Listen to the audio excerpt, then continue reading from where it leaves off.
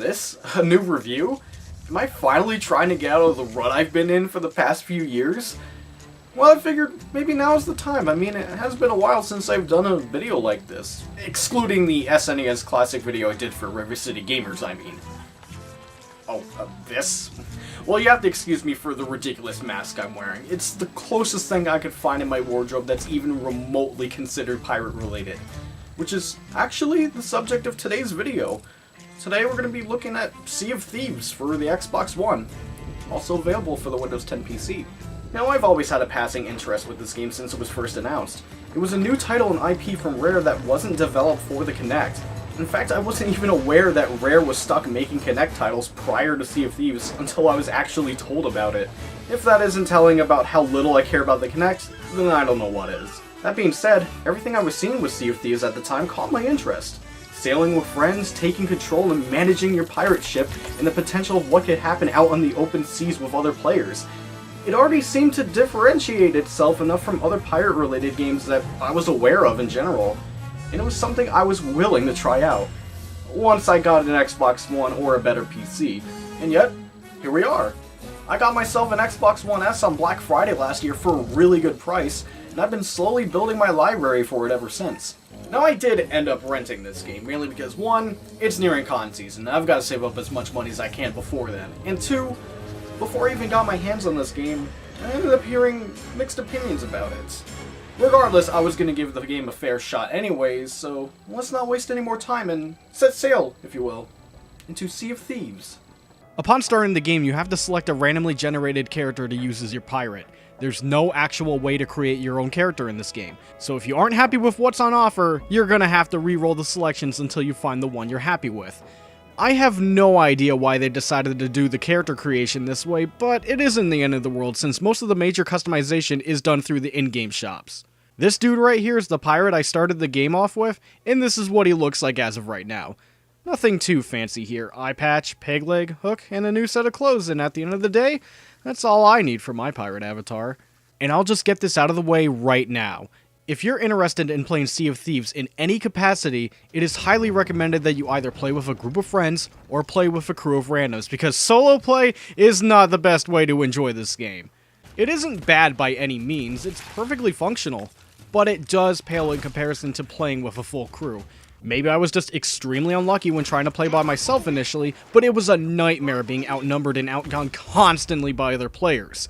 That is whenever I happen to encounter them. But if I wasn't getting frustrated at being at a constant disadvantage simply for being alone, I was getting bored.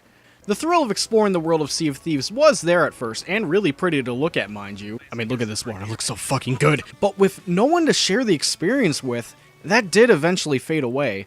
While it is still rewarding to have all the loot for yourself when you finally hand it all in, the process of getting there isn't that thrilling by yourself. If you actually enjoy playing this game solo, that's perfectly fine. I don't want to take that experience away from you. And while I eventually did warm up to sailing alone at times, for what it's worth, most of my enjoyment with this game came from playing with friends and other players, and is my preferred way of playing this game. But no matter how you decide to play, you're gonna have to pick your ship, and here there are only 2 types of ships to choose from. There's the smaller but easier to use sloop, which allows 1 or 2 players, and the galleon, which requires 3 or 4 players. Both of these ships are fun to use and interact with in their own way, and they handle differently from each other as well. I recommend starting with the sloop since it's a lot easier for new players to learn and get a hang of the new ship mechanics, because the galleon requires much more teamwork and coordination to utilize correctly. This game wants you to pay attention to your ship, as you'll have to manage everything individually from the anchor to the sail length and direction. It's not that bad to manage everything on the sloop, even if you're by yourself, but everything is more difficult to pull off on the galleon. If you want to effectively raise the anchor or adjust the sails, especially since the galleon has 3 separate sails to interact with instead of just 1, you're going to need other players to assist because it is far slower to manage these by yourself. But that's also one of the things I truly love about this game. I had a ton of fun working with other players to take full control of a pirate ship at sea, calling out locations of other ships in the distance to other players from the crow's nest, repairing holes and scooping water out of our ship because we failed to park properly for the 10th time, getting drunk and throwing buckets of puke at each other, and even playing music while our ship sank to the bottom of the ocean. There's no other game like this that I can think of, at least in terms of pirate games, that really nails the aspect of you and your crew truly being a part of the ship you're on. If there's one positive takeaway I have with Sea of Thieves, it's that I feel that Rare really nailed everything involving the pirate ships. So what do you exactly do in this game? Aside from sailing with friends and exploring the world, I mean, there's gotta be something more to this game, right? We'll get to that. I'm gonna be honest here, folks. The first few minutes of actually playing this game were a little confusing. I wasn't exactly sure what I could do at first. I figured out that each faction at the outpost I spawned at had voyages you can go on in order to get started on your adventure, but it was more of the act of finding out where to go after that. It actually isn't that complicated in practice, but it did take a little bit for me to get accustomed to how this game's structure works. So in order to get going, you have to grab some voyages from the factions. Then you head to the table inside of your ship's captain's quarters, vote for a voyage, and then promptly set sail on your journey. So there are 3 total factions in the game: the Gold Hoarders, the Order of Souls, and the Merchant Alliance. The Gold Hoarders have you search for buried treasure on the islands that are given to you via treasure maps. You locate the island, dig up the treasure, and then head back to an outpost to turn it in. The Order of Spooks has you go to specified islands to hunt down AI-controlled skeleton captains, kill them, and then turn in their skull bounties. And the Merchant Alliance, aka the faction I avoid doing shit for, has you play Delivery Boy, where you have to turn in animals or supplies to a specified outpost before a certain in-game time and day. Pizza time. I'm not paying for those. The merchants are nice enough to provide the crates needed for the job, considering that different crates are needed for different animals, and despite being timed, the game usually gives plenty of time for the player to deliver the goods to the outpost. Once you complete a voyage for each of the 3 factions, congratulations! You just experienced about 85% of what Sea of Thieves has to offer. No, seriously. This is the majority of what you'll be doing in this game. Within the first 2 hours of playing, I nearly saw everything the game had to offer in terms of its major gameplay loop, and that did end up having me concerned about the long term. There's no real story here to speak of. It's just you and your crew doing a bunch of pirate shit in order to eventually become pirate legends. Now, to be fair, there is a little more to do outside of these, but when it comes to making any sort of progression, these faction voyages are where you are going to be spending most of your time. However, when you do earn enough reputation to level up the factions, you are able to gain access to more complicated voyages. For example, with the Gold Hoarders, you'll start getting riddles that make it a lot more interesting and fun when it comes to finding the buried treasure, but the overall end goal is still the same as before. The voyages as a whole are enjoyable to do initially, but they quickly become tedious once you run out of each new variation, which unfortunately ends up happening rather quickly. Even if you happen to come across a message in the bottle while exploring out at sea, it always gives you another task to do that falls into the same gameplay loop you've been doing with the factions already. As I stated before, although it isn't much, there are a few more things to do in Sea of Thieves. You can come across shipwrecks in the world, but it's primarily just a vessel to find extra loot and supplies, with the added risk of "oh fuck, a shark!" And if you're lucky, or unlucky depending on how you look at it, you might encounter a kraken. Which, to be honest, I didn't think I'd be able to get my own footage of for this video. But I was lucky enough to encounter him during recording, and it went about as well as you would expect. While it was cool to actually try and fight it, once it was over, it left me with a feeling of, well, I'll probably never get to encounter that ever again, considering how rare it was to even run into it in the first place. Then you've got raids, which are loot-filled forts that have its location signified by this giant skull cloud. These are occupied by multiple waves of skeleton enemies you have to fight until the captain spawns. Killing said captain will cause him to drop a key that opens the vault in the fort, which in the end contains copious amounts of precious pirate booty. Fighting the skeletons during these raids can be really tedious, with a lot of the basic skeletons having more health here than normal, effectively making them damage sponges, as well as crack shots that can even shoot through walls. Even when they have different variations, such as being made of gold or being ghosts, it still becomes a bit repetitive fighting what can feel like endless waves of enemies, even if you know how to properly take care of said skeleton types. The big thing with raids, however, is that other crews in the server can go to the raid location as well, so there will be times where you have to juggle between fighting the AI and other players. But while recording footage for this game, we didn't have to deal with other crews during this raid. It was just me and Downphoenix slowly pecking away at the enemies until we got all the loot. Clearly this was meant to be tackled with more than 2 people, but we stuck with it despite how long it took, and we came home with everything. In reality, we just lucked out with no other players wanting to even go to the raid, and on the flip side, every other time we went to a raid, other players promptly shot us down, refusing to even think about working together and wanting the loot for themselves. Because pirates. But that actually brings me to the PvP aspect of this game. Since Sea of Thieves is an online-only multiplayer game, you'll eventually run into other ships and roughly 95% of the time engage in ship combat. Now the ship combat here is solid, albeit simplistic, and everything I mentioned earlier with the intricacies of managing the ship really adds to this, especially if you have your friends keeping the ship from sinking and loading up the cannons to fight back. Hell, you can even ward other players' ships to make things a little more personal, whether it's via normal means or by shooting yourself out of a cannon! These options make battles on the open seas fun and engaging, and for the most part, rather intense. Actual pirate combat, on the other hand, is another story. Since the game's on-foot combat is simple to a fault, most battles boil down to who lands the best blunderbuss shot first. And while they do have their proper uses in PvE to an extent, next to no one uses the sword or most of the other firearms in PvP, so it's either use the blunderbuss and win, or die from the blunderbuss in one hit.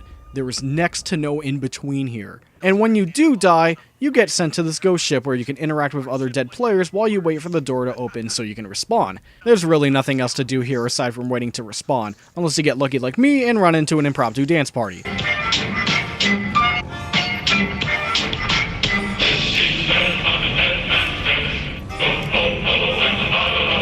The only reason you'd want to sink another player's ship outside of self-defense, or being an asshole, is to see if they happen to have any loot on them. While that is an intentional part of the game's design, and I don't really have anything against that for the most part, there's no guarantee that the ship will even have loot. So it's a crapshoot whether or not it was even worth sinking the ship in the first place. Maybe there's appeal in that mystery, but I personally don't see a reason to even bother at times. And it's not like players read the pirate code that each outpost has anyways. You know, the one that says, disputes are settled on the waves, or respect new pirates in their voyage ahead.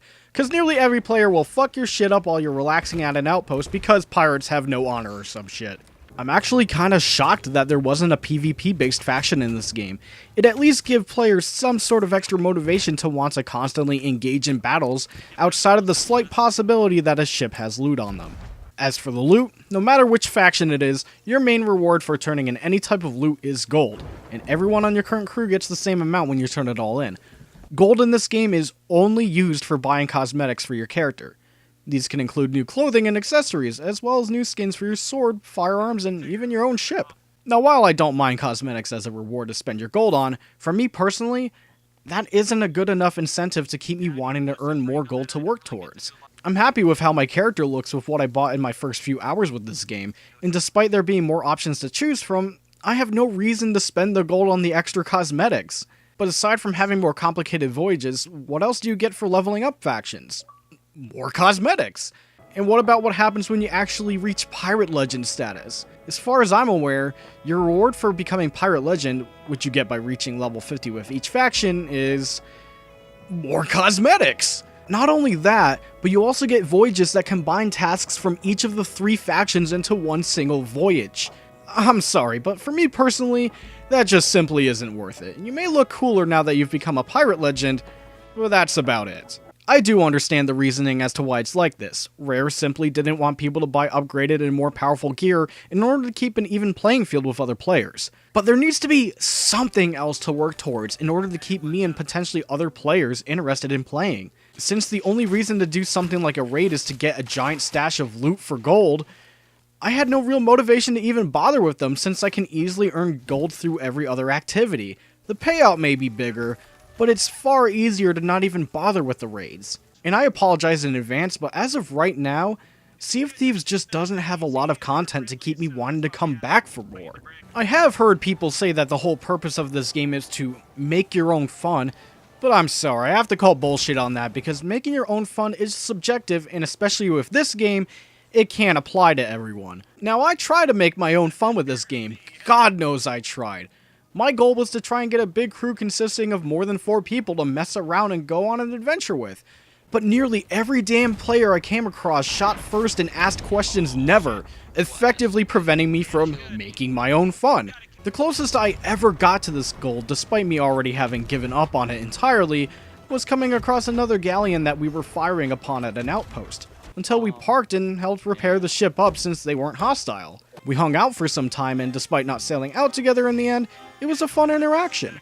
The only other time was getting revenge on a sloop, but then it eventually de-escalated to sailing and laughing together while shooting down another galleon. You can argue that those 2 moments can be considered making your own fun, but these interactions were the exception, and the rest of my time encountering other players in the game sadly never reached those heights. This guy, however, clearly did find his own fun. More power to you, Toto man.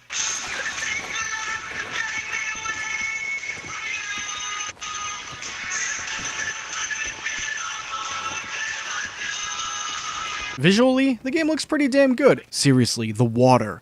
The fucking water. And while it did take some time for me to warm up to it, I did end up appreciating this game's art style. There really is something amusing about seeing yourself or an enemy skeleton eating a whole banana, skin and all, to regain health. It's definitely something that gives off the vibe that this is a game made by Rare.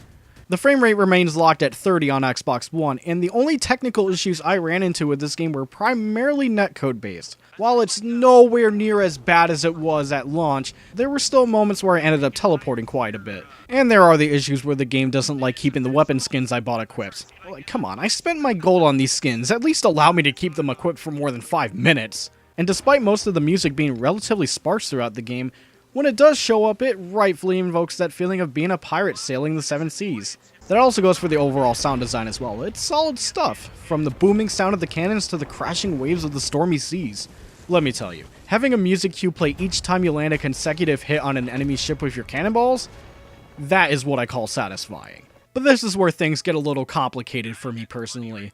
I had a lot of fun playing Sea of Thieves, I really did, but at the end of the day, I simply cannot recommend this game in its current state. For $60, there isn't a lot of content or things to do here to stay invested in the long term. The game's concept is excellent, and it can be a blast to play, especially with friends. But once you experience what the game actually has to offer, the fun eventually starts to dwindle, and tedium starts to set in. It unfortunately does feel like an early access game that's being sold at full price, not because of the game mechanics, but because of how shallow the game actually is. If you're really curious about trying this game out, wait for a price drop, or try and rent it like I did if you're able to. Now, if you utilize Xbox Game Pass, however, this is one of the games you'll have access to on the Xbox One and PC, provided you stay subscribed to it. I don't plan on ever really using Game Pass myself, but if you personally see value in it, then go right ahead. Also, I gotta give a special shout out to both Downphoenix and Blondeguygamer for helping me out by being my crewmates for this video. You guys helped make my online endeavors a lot more interesting, and I'm sorry you guys had to put up with my constant bullshit. Now we're all going down with the ship. Captain's orders. So my time with Sea of Thieves was an enjoyable one, but not exactly fulfilling. If Rare ends up adding more content to the game, as well as a steady supply of updates, I could see myself going back to this one. I honestly want to see this game get better and better. But if the future content ends up being underwhelming and the game doesn't improve from where it's currently at, then I fear that Sea of Thieves will suffer a fate as bad as Destiny 2, where everyone will be dissatisfied with the state of the game and promptly abandon ship. Anyways, I hope you guys enjoyed this video. Thank you so much for watching, and maybe I'll see you next time. Take care.